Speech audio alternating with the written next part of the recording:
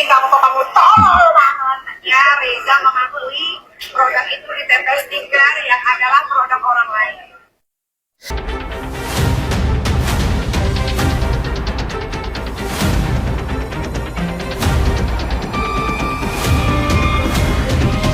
Sidang dugaan pemerasan dengan terdakwa Nikita Mirzani yang menghebohkan berlangsung di Pengadilan Negeri Jakarta Selatan. Sidang ini sudah cukup membuat heboh dan tentu saja kehadiran Dr. Reza Gladys sebagai saksi menambah drama yang sangat sayang untuk dilewatkan. Kasusnya adalah Nikita dituduh melakukan dugaan pemerasan setelah unggahan TikTok-nya ke produk skincare Reza Gladys. Tentu, bagi yang tidak mengikuti kasus ini, video Nikita tak hanya mengkritik, tetapi dengan nada yang sangat tajam dan langsung mengajak publik untuk menghindari produk yang dianggap berbahaya.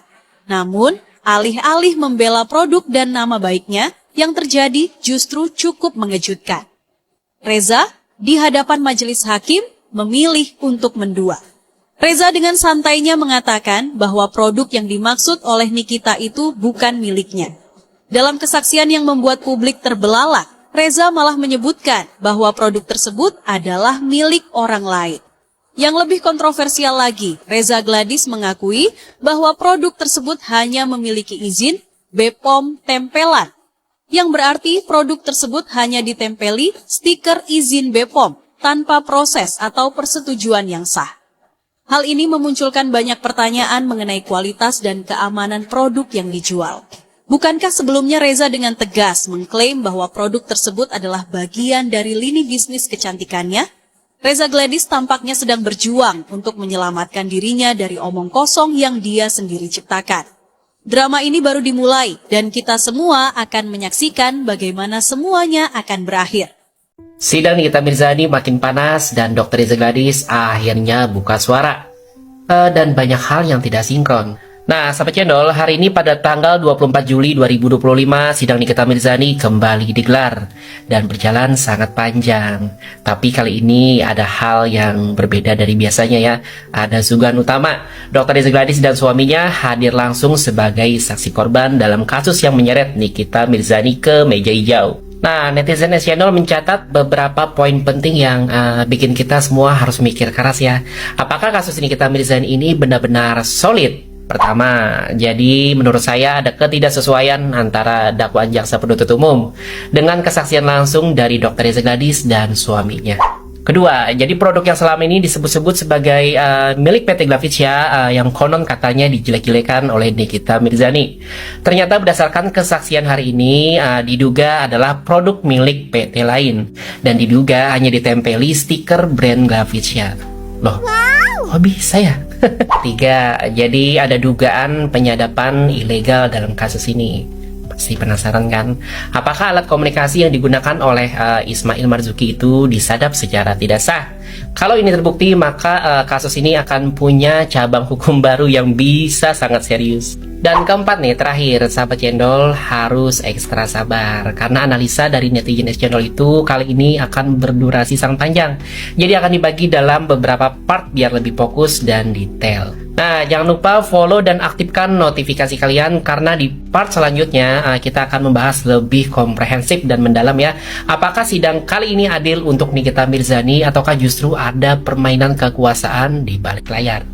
Nikita Mirzani hari ini berhasil menampar Dr. Reza Gladys lewat pernyataannya sendiri yang tidak sinkron dengan dakwaan jaksa.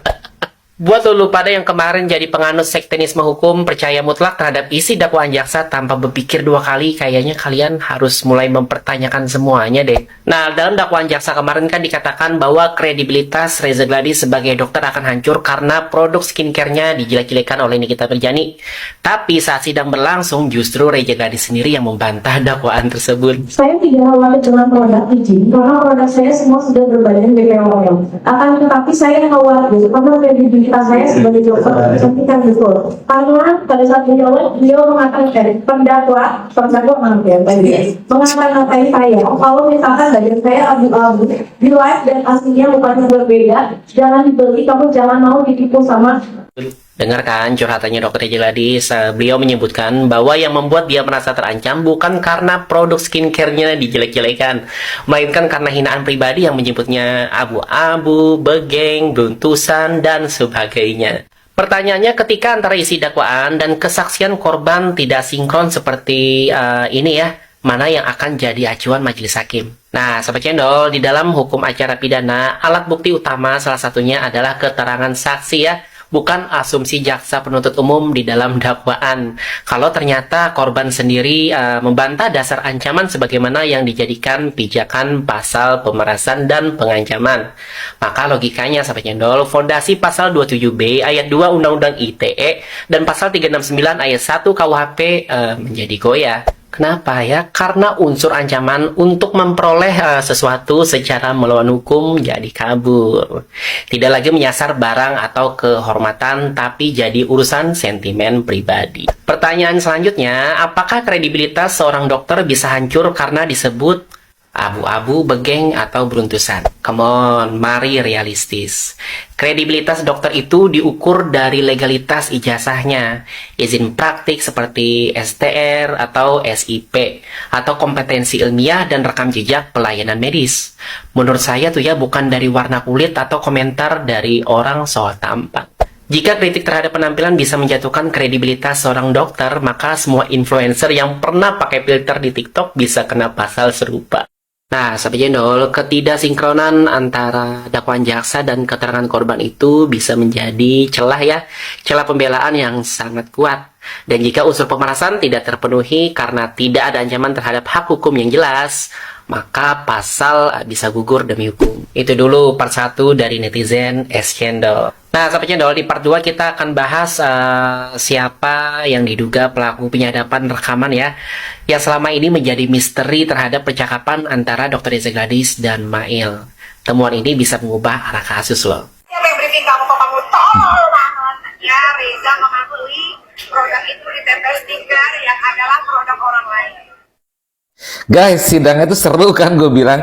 Apa gue bilang juga, Nikmir tuh dari awal ditahan sampai sekarang itu kelihatan santai karena dia tuh punya segudang bukti dan dia tuh mempelajari semua CBAP semuanya. Kenapa coba? Dia tahu kalau RG itu banyak bullshit, banyak bohong, demikian juga para basernya.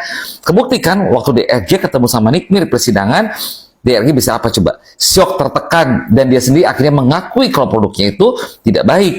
Ya, dan Nikmir itu benar-benar menguasai semua bahan yang ada, dan dia tahu kalau DRG itu mungkin banyak kebohongan atau apapun itu, amnesia lah atau apalah, makanya dia mempelajari semuanya. Kebalik dengan si RG itu kelihatannya nggak tahu apa-apa soal BAP-nya, makanya benar dia bilang di briefing sama siapa tuh DRG. Dan kalau gue lihat nih ya, dari semua persidangan yang ada, gue ngambil kesimpulan kalau DRG ini sebenarnya bukan mempermasalahkan soal duitnya ini, tapi soal sakit hatinya. Dipanggil begeng lah, dipanggil abu-abu lah sama Nikmir ini. Dan kelihatan banget nih ya, waktu DRG bilang gitu ke hakim, kalau Nikmir itu bilang dia begeng, bilang dia itu abu-abu, kesannya tuh kayak anak kecil ngadu ke bapaknya gitu loh. Ini lucu banget loh gue bilang. Dan kalian harus lihat juga ya, DRG ini datang dengan banyaknya orang-orang Ambon dan semuanya. Gue gak nyalahin mereka, tapi dari sini kelihatan kalau DRG itu memang tidak istilahnya banyak yang tidak suka dengan DRG, banyak yang menjadi korban dengan DRG, dan banyak juga yang istilahnya tidak mendukung DRG gitu istilahnya. Kelihatan kalau misalnya di medsos itu banyak banget yang dukung DRG itu karena bayaran. Ya, beda dengan Nikmir. Nikmir itu tidak ada bayaran, tidak ada apa, tapi semua data mendukung Ami semua loh. Ya, itu keren loh gue bilang. Makanya guys, hati-hati dalam bertindak, jangan sampai bertindak seperti DRG akhirnya ngebalik ke diri sendiri. Nah, cuman yang gue harap ini, gue nggak terlalu memperhatikan sidangnya Mail. Semoga apa yang menjadi kesaksian Mail, apa yang dalam sidang Mail juga mendukung pernyataan-pernyataan dari Nikmir ini, karena ini sangat penting dua-duanya itu, ya. Dan gue cuma bilang ke DRG aja, kasihan DRG, lu istilahnya main api sendiri loh, gue bilang. Ya, jadi, aduh siap-siap deh berbalik lu yang kena tahanan deh. Walaupun nggak kena sama Nikmir nih ya, sama Badan POM, lu pasti kena kalau udah kejadian kayak gini loh, gue bilang. Ya, Nikmir setelah mengungkap ini semua, dia pun bakal lega. Gue pikir kalau seandainya dia terpaksa tetap masuk akibat permainan, akibat permainan yang ada, terus divonis tetap bersalah, tetap masuk penjara, gue pikir Nikmir juga akan tenang dan akan menjalani semua itu dengan baik loh. Ya, nah ini contoh seorang wanita Amazon yang keren, yang berani menyuarakan kebenaran yang ada. Oke?